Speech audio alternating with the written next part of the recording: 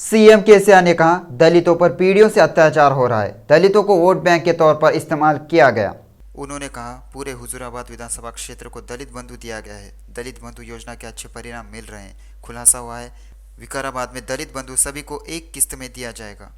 BJP के राष्ट्रीय अध्यक्ष जेपी नड्डा ने कहा, तेलंगाना आंदोलनकारियों को मुख्यमंत्री केसीआर ने धोखा दिया है। निजामाबाद में आयोजित सकल जुनुला संकल्प सभा में भाग लिया। अगर बीजेपी विधानसभा चुनाव जीतती है तो तेलंगाना का परिदृश्य बदल जाएगा। केसीआर सरकार पर पूरी तरह से भ्रष्ट होने का आरोप है। उन्होंने आलोचना करते हुए कहा, इन 10 सालों में केवल उनके परिवार का ही विकास हुआ है। दलित बंधु में जनप्रतिनिधि 30% कमीशन ले रहे हैं। प्रधानमंत्री फसल बीमा योजना को तेलंगाना में लागू नहीं किया जा रहा है। नरेंद्र मोदी के नेतृत्व में भारत विश्व अर्थव्यवस्था में 5वें स्थान पर पहुंच गया है। गरीब कल्याण योजना के माध्यम से 80 करोड़ लोगों को मुफ्त राशन वितरित किया जा रहा है। अनेक राज्यों को पारिवारिक शासन से मुक्ति मिल गई है। उन्होंने यहाँ भी उन्हें पारिवारिक शासन से मुक्ति दिलाने का वादा किया। केसीआर के आने के बाद हमने ताड़ के पेड़ों पर टैक्स खत्म कर दिया। कांग्रेस सरकार में महीने दर महीने वसूली की जाती थी। संगारेड्डी में आयोजित गौड़ संगम आत्मीय सम्मेलन में बीआरएस उम्मीदवार चिंता प्रभाकर के साथ संगारेड्डी में भाग लिया। जग्गा रेड्डी संगारेड्डी में जीत और हैदराबाद में आ गिरे। हारे चिंता प्रभाकर के बारे में कहा जाता है कि वे जनता के साथ है। इस बात की आलोचना की गई। जग्गा रेड्डी ने इन 5 सालों में एक भी गांव का दौरा नहीं किया। 3 करोड़ रुपए से टैंक बंड पर सरकार पापन्ना गौड़ की प्रतिमा लगाई जा रही है। उन्होंने कहा कि बीआरएस गौड़ के कल्याण के लिए प्रतिबद्ध है। उन्होंने याद दिलाया कि श्रीनिवास गौड़ और स्वामी गौड़ को राजनीतिक प्राथमिकता दी गई है। उन्होंने अगले चुनाव में काम करने वालों को आशीर्वाद देने की अपील की। मुख्य निर्वाचन अधिकारी विकास राज ने तेलंगाना विधानसभा चुनाव के मद्देनजर व्यवस्था और अन्य मुद्दों पर बैठक की। बताया जाता है, विधानसभा चुनाव के लिए 60 व्यय निरीक्षक नियुक्त किए गए हैं। राज्य में 18 से 19 साल की उम्र के 9.9 लाख मतदाता है। यह पता चला है, सेवा के मतदाता पहले ही अपने मतदान के अधिकार का प्रयोग कर चुके हैं। उन्होंने कहा कि वॉइस असेंबली चुनाव में मतदान के लिए 36,000 ईवीएम तैयार की गई है। इस बार डाक विभाग की ओर से 51 लाख नए वोटर कार्ड छपवाकर बांटे गए। यह स्पष्ट किया गया है, 3 श्रेणियों को घर से मतदान करने का अवसर दिया गया है। अब तक राज्य भर में 9,000 लोग घर बैठे मतदान कर चुके हैं। 86% मतदाता पर्चियों का वितरण पूरा हो चुका है। राज्य में कुल 35,635 मतदान केंद्र बनाए गए हैं। 6 विधानसभा क्षेत्रों में 5,000 से अधिक मतदान केंद्र है। विकास राज्य ने बताया, मतदान केंद्र पर मतदान कर्मियों के लिए सभी व्यवस्थाएं की जा रही है। प्रत्येक मतगणना केंद्र पर एक पर्यवेक्षक होता है। उन्होंने कहा, तेलंगाना में महिला मतदाता अधिक है। मेडचल निर्वाचन क्षेत्र के बीआरएस उम्मीदवार चामकुराम मल्लारेड्डी को जिताने के लिए बोर्ड उपनगर निगम के 8वीं डिवीजन के नगर सेवक वेंकटेश गौड़ के नेतृत्व में मराठी और कन्नड़ आत्मीय सम्मेलन का आयोजन किया गया। इस सभा में चामकुराम मल्लारेड्डी की बहू डॉक्टर प्रीति रेड्डी मुख्य अतिथि के तौर पर मौजूद थी। प्रीति रेड्डी ने इस मौके पर कहा, तेलंगाना सरकार कन्नड़ और मराठी लोगों के कल्याण के लिए काम कर रही है और उन्हें सभी आवश्यक सुविधाएं प्रदान करेगी। उन्होंने यहाँ रहने वाले सभी कन्नड़ और मराठी लोगों से मंत्री चामकुराम मल्लारेड्डी और कार चुनाव चिन्ह के लिए वोट करने और भारी बहुमत से जिताने को कहा।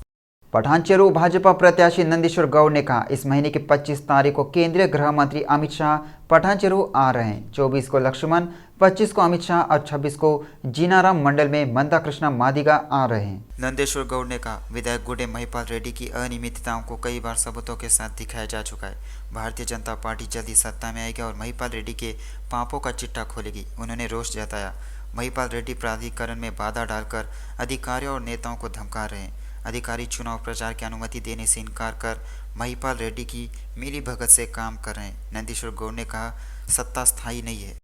प्रीति रेड्डी ने बोर्ड उपनगर निगम में मेडचल विधायक उम्मीदवार चामकुराम मल्लारेड्डी के समर्थन में 19वें डिवीजन में प्रचार किया। अभियान के तहत प्रीति रेड्डी ने बनाई रोटी सब्जी मंडी में भी अभियान चलता रहा। उन्होंने कहा, लोग जहां भी जाते हैं कहते हैं बीआरएस कार को वोट देंगे। वे कह रहे हैं मेडचल के विधायक उम्मीदवार मल्लारेड्डी 1 लाख के बहुमत से जीतेंगे। उन्होंने लोगों से कार चिन्ह के लिए वोट करने और बहुमत से जीतने के लिए कहा।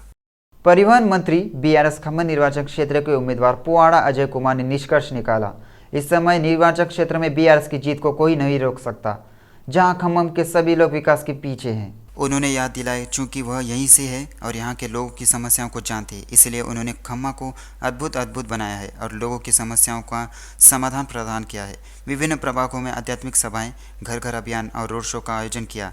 उन्होंने शहर के लोगों को सभी आवश्यक बुनियादी सुविधाएं प्रदान किए और विकास में पहले स्थान पर है। सरकार से मिले अधिकतम फंड और अथक परिश्रम के कारण इतनी प्रगति संभव हो सकी है। मंत्री रहते हुए भी उन्होंने अधिकारियों के साथ लेकर शहर की हर सड़क का निरीक्षण किया।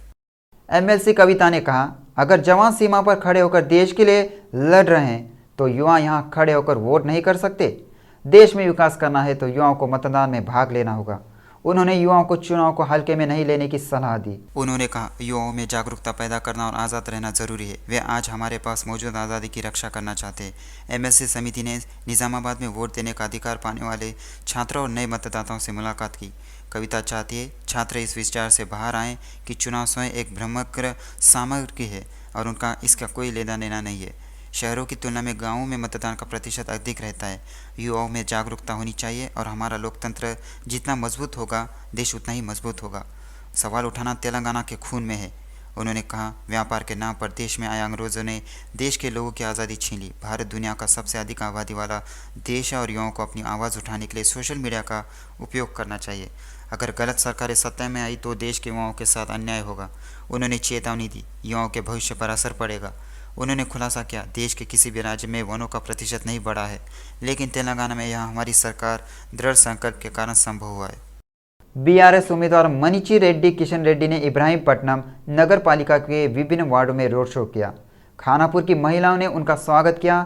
मंची रेड्डी किशन रेड्डी ने कहा, इब्राहिमपट्टनम निर्वाचन क्षेत्र विकास के मामले में आगे है और वह खानापुर के ग्रामीणों का समर्थन करेंगे। खानापुर गांव के लोगों को न्याय दिलाने का आश्वासन दिया। उन्होंने कहा, राज्य सरकार द्वारा ली गई जमीनें किसानों को वापस दिलाई गई और न्याय किया गया। उस दिन उन्होंने घर में ताज़ा पानी देने का वादा किया था और आज उन्होंने इस पर पूरा किया है। बीआरएस उम्मीदवार मंची रेड्डी किशन रेड्डी ने इस चुनाव को भारी बहुमत से जीतने की अपील की।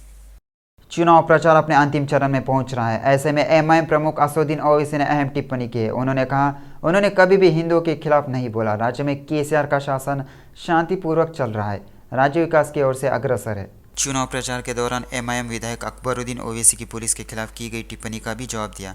विधायक अकबरुद्दीन ने कहा, अभियान सभा में पुलिस ने उत्साह दिखाया। बैठक खत्म होने से 5 मिनट पहले सीआई ने हस्तक्षेप कर बंद की चेतावनी दी। उनकी पार्टी किसी एक धर्म तक सीमित नहीं है।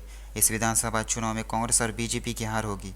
रेवंत रेड्डी आरएसएस के आदमी है और टी कांग्रेस का रिमोट आरएसएस के हाथ में है। उन्होंने कहा, एमआईएम पार्टी ने कभी भी धार्मिक दंगों को बढ़ावा नहीं दिया।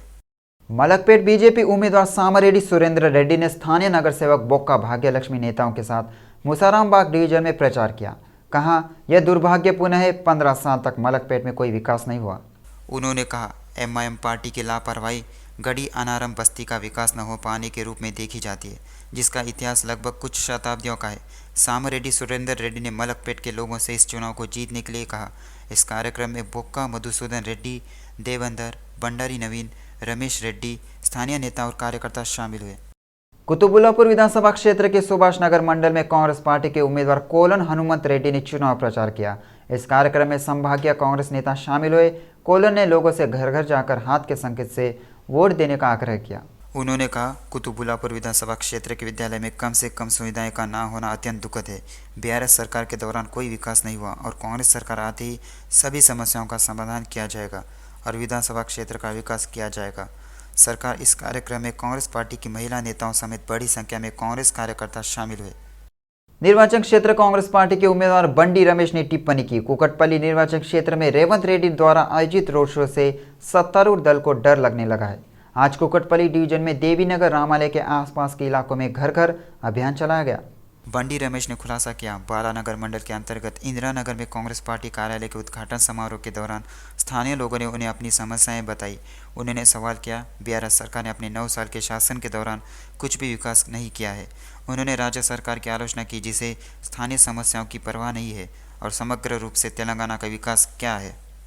कुकटपल्ली विधानसभा क्षेत्र में विधायक माधवराम कृष्ण राव को जनता ने अपने उम्मीदवार घोषित कर दिया है। पिछले 9 वर्षों में कुकटपल्ली निर्वाचन क्षेत्र में विकास के बारे में बताते हुए लोगों से बीआरएस पार्टी को वोट देने की अपील की। उन्होंने मांग की, निर्वाचन क्षेत्र में विकास होना चाहिए और उन्हें फिर से जीतना चाहिए। उन्होंने 50 साल के शासनकाल में जो विकास नहीं हुआ उसे 9 साल में दिखाने के लिए मुख्यमंत्री की सराहना की।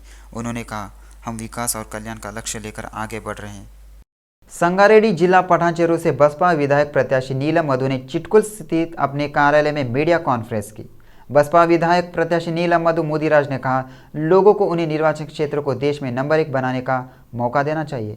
नीलम मधु ने विधायक के रूप में जीतने पर विकास के लिए डिजाइन की गई आश्वासन योजनाओं के साथ घोषणा पत्र जारी किया है। पठानचेरू बसपा उम्मीदवार नीलम मधु ने कहा है वह अपने अनुयायी द्वारा गुंडागर्दी को खत्म कर देंगे। नीलम मधु ने पूछा, विधायक महिपाल रेड्डी को बार बार कहा गया है जमीन पर कब्जे और अवैध गतिविधियों को सबूत के साथ साबित करें। मीडिया ने अखबारों में ऐसी खबरें सामने लाई। गुड्डे महिपाल अपने पीआरओ के साथ मिलकर बिल्डरों से पैसे वसूल रहे हैं। उन्होंने कहा, विधायक का भ्रष्टाचार ही सब कुछ नहीं है, गाना गाने की ज़रूरत है। कुकटपल्ली के विधायक माधवराम कृष्ण राव ने झूठा प्रचार करने के लिए कुकटपल्ली में रोड शो करने वाले रेवंत रेड्डी की आलोचना की है। उन्होंने रेवंत रेड्डी को चुनौती दी, अगर वह रेवंत रेड्डी द्वारा बताई गई किसी भी बात को साबित कर देते हो तो वह कुछ भी करने को तैयार है। कोडंगल में हारे और झूठ बोलकर मलकाजगिरी में जीतने वाले रेवंत रेड्डी अब तक लोगों की परवाह न करने के लिए सांसद की आलोचना की। उन्होंने कहा, कांग्रेस पार्टी मलकाजगिरी का चेहरा बदल देगी। जब से रेवंत रेड्डी जीते हैं तब से अब तक सांसद ने लोगों को अपना चेहरा नहीं दिखाया है। पिछले 40 साल से कांग्रेस पार्टी में सेवा कर रहे लोगों को बिना टिकट दिए कांग्रेस पार्टी की टिकट बेचने वाले रेवंत रेड्डी ने अगर झूठ बोला तो कुकटपल्ली के लोग शांत नहीं होंगे। बीआरएस पार्टी के उम्मीदवार माधवराम कृष्ण राव ने कहा, आगामी चुनाव में कांग्रेस पार्टी को ज्ञान सिखाया जाएगा। सीएलपी नेता भट्टी विक्रमार्का ने रंगारेड्डी जिले के राजेंद्र नगर निर्वाचन क्षेत्र के विकास के लिए कांग्रेस पार्टी के उम्मीदवार कस्तूरी नरेंद्र को भारी बहुमत से जिताने का आह्वान किया है। उन्होंने कहा, जनता का धन लूटने वाली बीआरएस सरकार को बंगाल के अखाड़े में डाल दिया और तेलंगाना में जनता की सरकार कांग्रेस ले आई। भट्टी ने अत्तापुर मंडल में पार्टी उम्मीदवार कस्तूरी नरेंद्र के साथ रोड शो और कॉर्नर मीटिंग SHBN में भाग लिया। उन्होंने कहा, राजेंद्र नगर विधानसभा क्षेत्र का विकास कांग्रेस शासनकाल में ही हुआ। उन्होंने याद दिलाया, airport, PV Narasimha Rao express way जैसे सारे काम उनके हैं। उन्होंने बीआरएस सरकार पर राजेंद्र नगर में ज़मीनें बेचने और लूटने और विकास के लिए काम नहीं करने का आरोप लगाया। उन्होंने उनसे निर्वाचन क्षेत्र के विकास के लिए कांग्रेस पार्टी को वोट देने को कहा। 6 गारंटी बिना किसी असफलता के लागू की जाएगी। केसीआर और KTR की बातों पर विश्वास न करें और दोबारा मूर्ख बने।